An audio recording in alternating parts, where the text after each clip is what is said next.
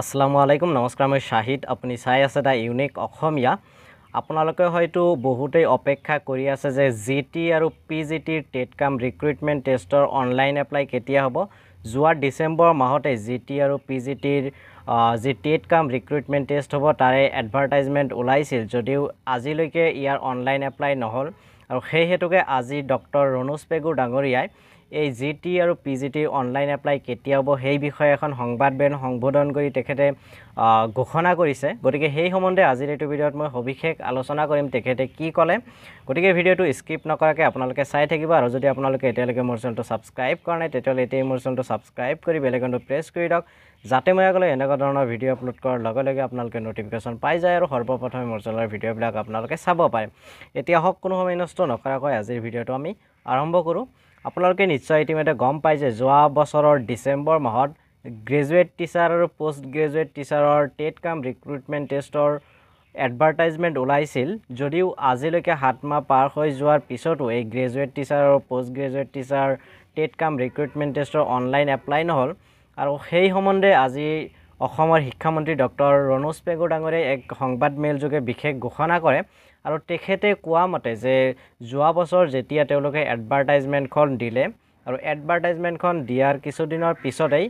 অসম তথা সমগ্ৰ ভাৰতবৰ্ষত মডেল কোড অফ কন্ডাক্ট যাক এমচিসি বুলি কোৱা হয় হেয়া প্ৰৱৰ্তিত হ'ল অৰ্থাৎ লাগু হৈ গ'ল আৰু এই এমচিসি লাগু হোৱাৰ কাৰণে সৰকাৰি কামকাজবোৰ বন্ধ ৰাখিব লাগে আৰু সেই হেতুকে অনলাইন এপ্লাইটো তেওঁলোকে অনলাইন এপ্লিকেশন হিয়াতে গ্ৰহণ কৰিব নোৱাৰিলে বুলি ইতিমধ্যে ৰণোজ পেগু ডাঙৰীয়াই জানিব দিছে আৰু তেখেতে আজি কোৱা মতে যে অতি সোনকালে অৰ্থাৎ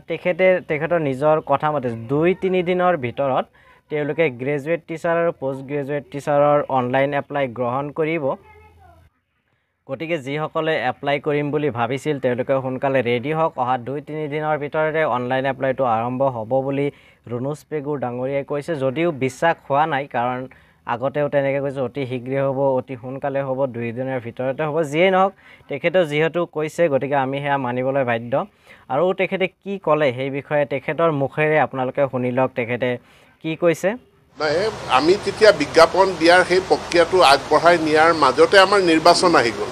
নিৰ্বাচনটো প্ৰত্যেক বছৰে নাহে গতিকে যি বছৰ নিৰ্বাচন আহে মডেল কোড অফ কন্ডাক্টৰ কাৰণে আমাৰ বহুত কাম পিছুৱাই যায় আগৰো আপোনালোকে ভিডিঅ'টো চালে আৰু কি ক'লে তেখেতে সেইখিনি শুনিব পাৰিছে নিশ্চয় গতিকে ভিডিঅ'টো শেষলৈ চোৱাৰ বাবে আপোনাক বহুত বহুত ধন্যবাদ যদি আপুনি এতিয়ালৈকে মোৰ চেনেলটো সাবস্ক্ৰাইব কৰা নাই তেতিয়াহ'লে এতিয়া মোৰ চেনেলটো সাবস্ক্ৰাইব কৰি বেল আইকনটো প্ৰেছ কৰি দিয়ক যাতে মই আগলৈ এনেকুৱা ধৰণৰ ভিডিঅ' আপলোড কৰাৰ লগে লগে আপোনালোকে নটিফিকেশ্যন পাই যায় আৰু সৰ্বপ্ৰথমে মোৰ চেনেলৰ ভিডিঅ'বিলাক আপোনালোকে চাব পাৰে লগতে ভিডিঅ' সম্বন্ধে কিবা ক'ব লগা বা জানিবলগীয়া থাকিলে আপোনালোকে কমেণ্ট বক্সত মোক জনাব পাৰে নাইবা ডেছক্ৰিপশ্যন বক্সত মোৰ ছ'চিয়েল মিডিয়া হেণ্ডেলছৰ লিংক দি আছে তাতেও গৈ মোৰ সৈতে আলোচনা কৰিব পাৰিব বা মোৰ সৈতে কথা পাতিব পাৰিব